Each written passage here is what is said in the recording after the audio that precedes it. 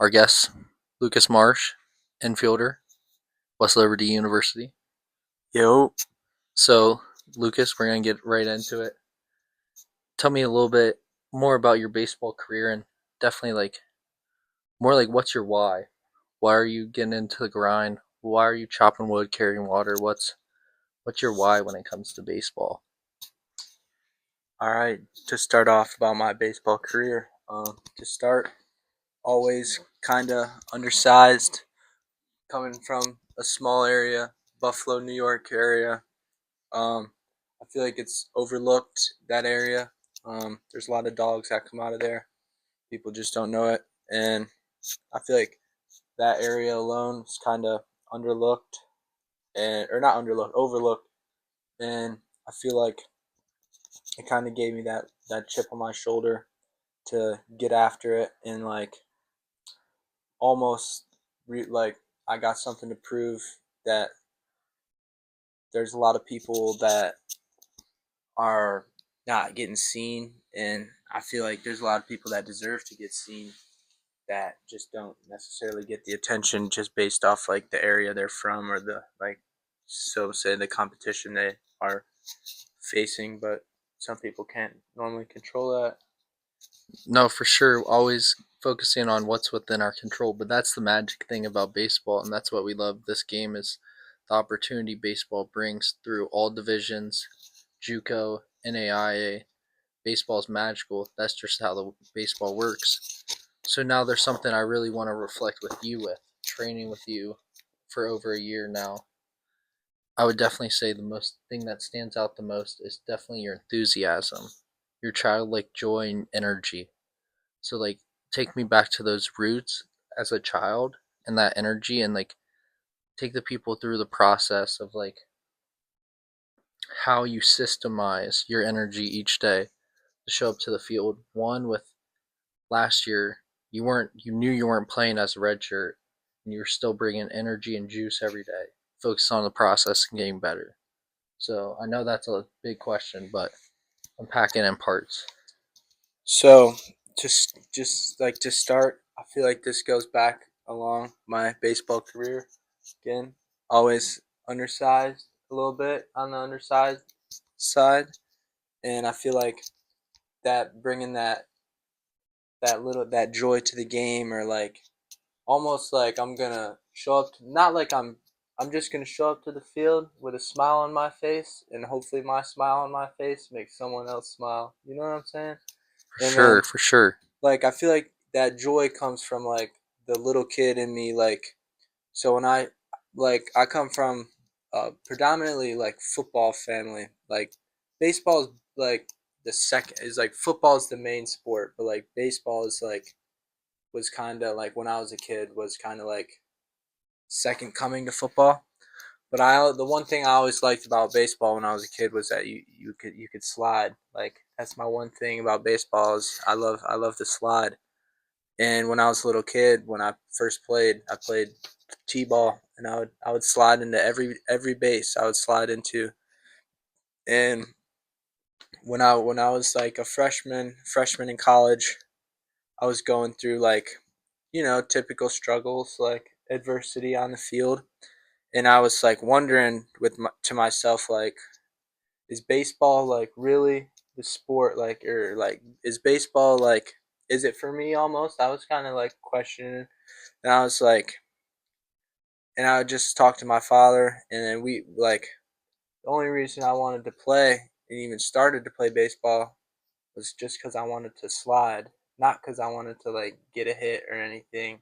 I just had to take my focus off of like doing well instead of putting my focus on more of like, I'm just trying to slide. I'm trying to slide the second. Like, you Yeah, know what I'm saying? taking the results out of it and getting back to that childlike the where you first played the game where the time goes by quick. That's like the flow.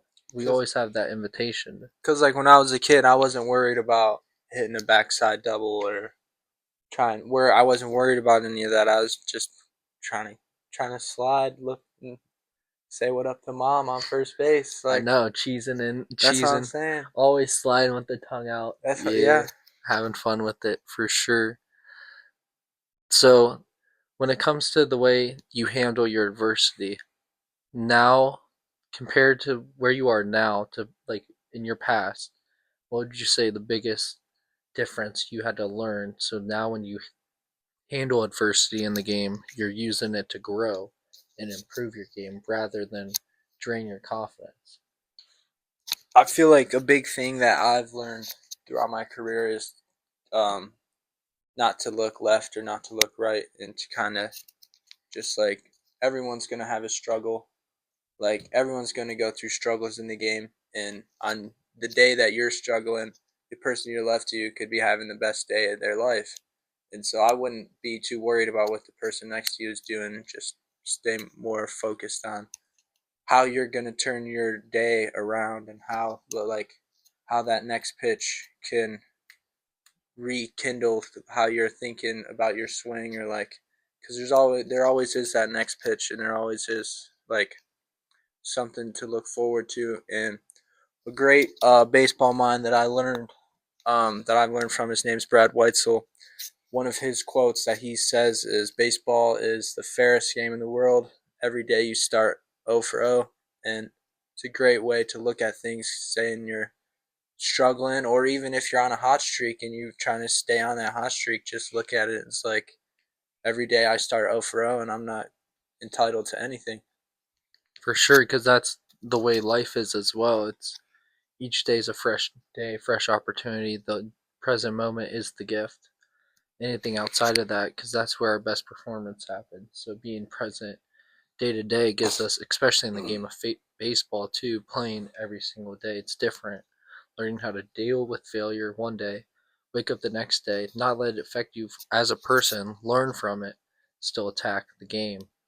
So looking now, like progressing in the future with the game of baseball, what's something in your like process that you're working on that that's more or less not like some not physical, but something more on the mental side, a way like you're going about either one gaining more confidence for this upcoming season, the way you're processing, working on the visual process, or the way you process information on the field, which that being your positive, negative self-talk, and what sectors of those are you looking to see the most improvement this off season? Um, I'd say for me, I'm looking to see like something that I was working on this summer was more of like the don't look left, don't look right, and keep that head forward. Because I feel like you're gonna like there's a guys that there's guys out there that have great days. There's guys out there that have bad days, and some days when you're having that bad day, you wish you were having that good day. But some I'd like to get better at not wishing I was having that good day, and owning the fact that I'm having a bad day and I got to turn that bad day around. And I feel like I could be better at that, and I feel like that's a huge thing that people like. That is a huge tool that will take you further in the game than mastering a physical tool. I agree, and the first thing we haven't even talked about this off camera at all, but the first thing that jumps out to me is having that inner scorecard because this summer, me and Chris Viamonte always 1 for 1, next approach at the dish. But obviously, defensive side, especially two in the outfield, I'm being super aggressive. I'm trying to flip something. I get a little win in the outfield. I carry that into the box with For so much sure, swagger. you got to that helps. Especially in the infield too, just dominating those reps, especially a short, second or third was just swagger. Going out there flexing the fucking muscles. Got to, That's huge. That's why got we to. work. Shout out Cheese, Yes, sir. the man. But that's a huge thing. That's why we get after every day is just show off that fucking muscle. So, hey, B Rap, I appreciate you hopping on. First of many pod episodes. Broke it down a little bit. So stay tuned. First 101 episode. We out. Yes, sir. Show's fire.